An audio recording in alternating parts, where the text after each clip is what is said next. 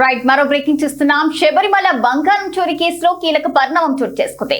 3 రాష్ట్రాల్లో ఏకకాలంలో 21 ప్రాంతాల్లో ఈడీ అధికారులు సోదాలు చేపట్టారు. కేరళ, కర్ణాటక, తమిళనాడు రాష్ట్రాల్లో సోదాలు నిర్వహిస్తున్నట్లు ఎన్ఫోర్స్మెంట్ డైరెక్టరేట్ వెల్లడించింది.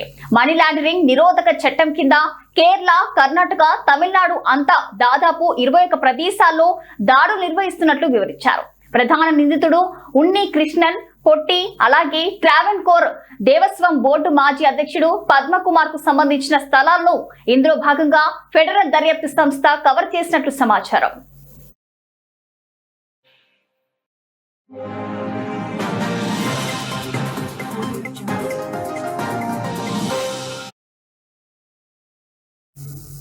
రాజకీయంగా సున్నితమైన ఈ కేసును కేరళ హైకోర్టు పర్యవేక్షణలో రాష్ట్ర ప్రత్యేక దర్యాప్తు బృందం దర్యాప్తు చేస్తుంది.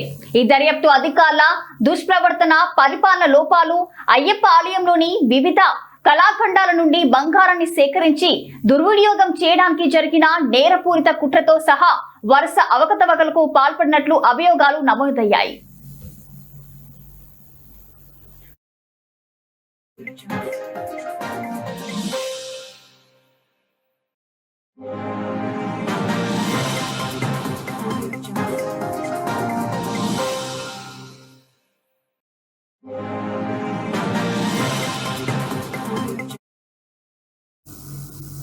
శబరిమల బంగారం చోరీ కేసులో కీలక పరిణామం చోటు చేసుకుంది.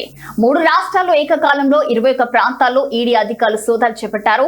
కేరళ, కర్ణాటక, తమిళనాడు రాష్ట్రాల్లో సోదాలు నిర్వహిస్తున్నట్లు ఎన్ఫోర్స్మెంట్ డైరెక్టరేట్ వెల్లడించింది.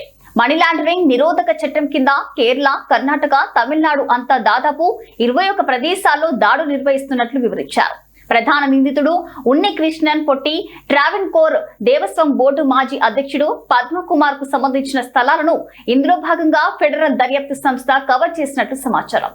రాజకీయంగా సున్నితమైన ఈ కేసును కేరళ హైకోర్టు పర్యవేక్షణలో రాష్ట్ర ప్రత్యేక దర్యాప్తు బృందం దర్యాప్తు చేస్తుంది. ఈ దర్యాప్తు అధికారుల దుష్ప్రవర్తన, పరిపాలన లోపాలు, అయ్యప్ప ఆలయంలోని వివిధ కళాఖండాల నుండి బంగారాన్ని సేకరించి దుర్వినియోగం చేయడానికి జరిగిన నేరపూరిత కుట్రతో సహా వరుస అవకతవకలకు పాల్పడినట్లు అభియోగాలు నమోదయ్యాయి.